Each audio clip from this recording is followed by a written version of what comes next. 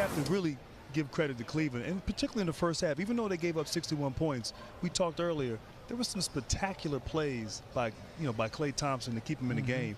But the defense overall was night and day from game 4. Cleveland just getting out, making life difficult.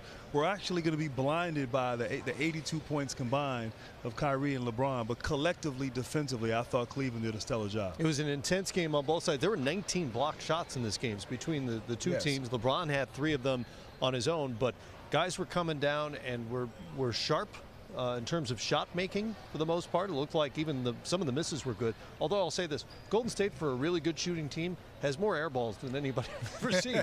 Well, it's weird, right? It is. When you apply defensive pressure, particularly out on the perimeter, and you're challenging 3-point shots, you're going to get bad misses and you're going to get some air balls.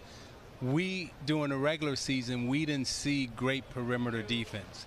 I think as the playoffs have increased, particularly with OKC now at Cleveland, we're seeing perimeter defense being played. Not at a high level, not at an excellent level, but good enough to contest shots and make people have to earn their baskets. And that's what we see. And when you're shooting that far away from the basket, sometimes you're going to have some ugly misses as well as some pretty makes.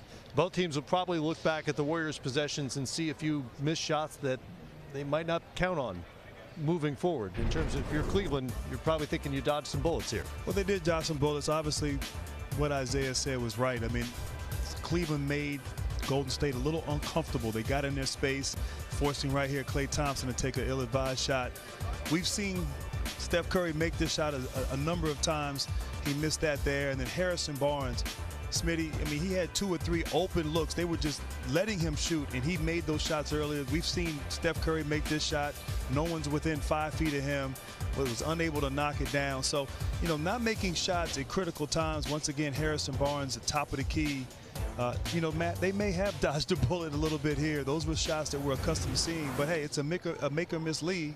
And, they didn't make the shots. They relied too heavily on the perimeter shots. And what you saw from Cleveland, they mixed it up. They mixed it up. They went to the basket. They got to the mid-range. They hit 3-pointers. They got to the free throw line. So they didn't live on 3-point shooting. They had a more balanced approach offensively. I look at it, Grant, and Harrison Barnes, it looked like he was playing a Draymond Green role in the offense, because every pick and roll, he was a roll and replace at the top. Usually I'm used to Harrison Barnes getting his 3-point shots from the break down to the corner.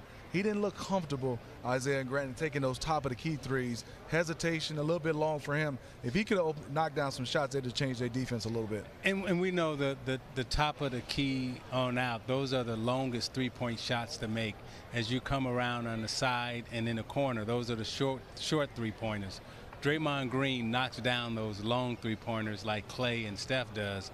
Everyone else kind of struggles from that distance. So I thought having Barnes out there, having to take shots from that distance as opposed to taking them on the side or in the corner where he's accustomed to taking those shots, was a little different for him. Barnes had a miserable night. 2 of 14 from the field, just 1 of 6 from the 3-point line.